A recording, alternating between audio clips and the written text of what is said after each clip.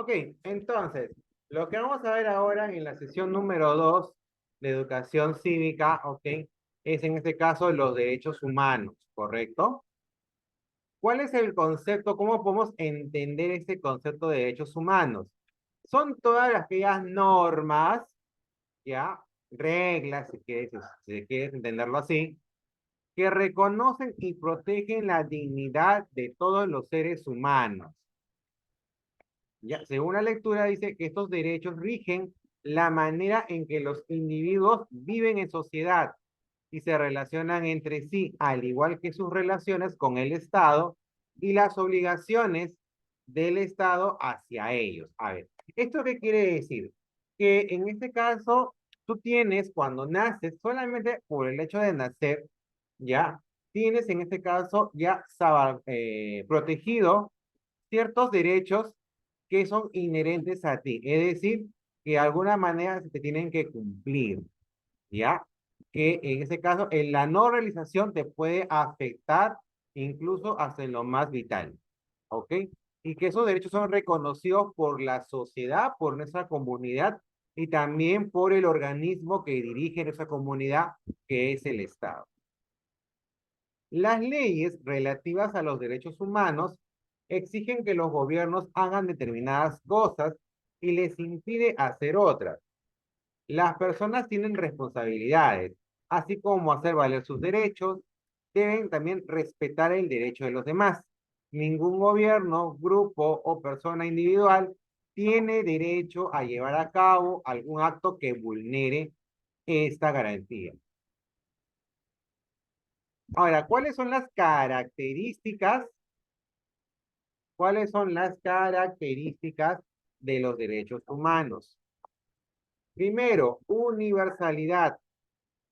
Es decir, en todas las partes del mundo, tú te vas de repente aquí a Sri Lanka o te vas de repente de aquí a Siberia, en todas las partes son reconocidos los derechos humanos. Nadie puede renunciar a ellos de manera voluntaria y nadie puede quitárselos a otra persona. Indivisibilidad, ya sean derechos civiles, políticos, económicos, sociales o culturales, son inherentes, le pertenecen a la persona. Todos compartimos la misma condición como derechos. Interdependencia o interrelación. El cumplimiento de un derecho a menudo depende total o parcialmente del cumplimiento de otro. Por ejemplo, el derecho a la salud, por ejemplo, puede depender del derecho a la educación o a la información. Por ejemplo, si tú como niño tienes derecho a una vacunación, ya a una cartilla de vacunación, al acceso a las vacunas, eso se va a cumplir siempre y cuando se cumpla el derecho a la información o a la educación que tienes tú y tu familia.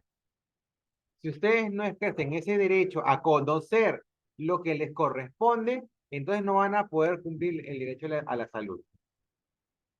Otra característica de los derechos humanos es igualdad y no discriminación. Es decir, todas las personas son iguales como seres humanos y en virtud de su dignidad intrínseca. Es decir, todos tienen el derecho a disfrutar sus derechos humanos sin ningún tipo de discriminación, ya sea por raza, color, género, origen, etnia, edad, idioma o religión.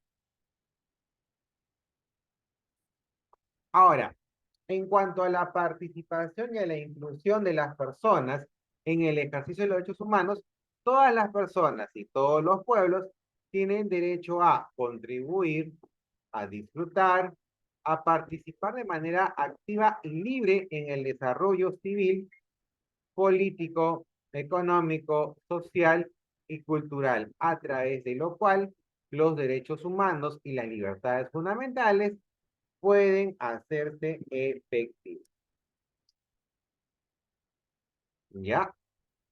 Ahora, los estados como instituciones que guían a la sociedad tienen en este caso la obligación de respetar las normas y principios jurídicos consagrados, escritos en los derechos humanos.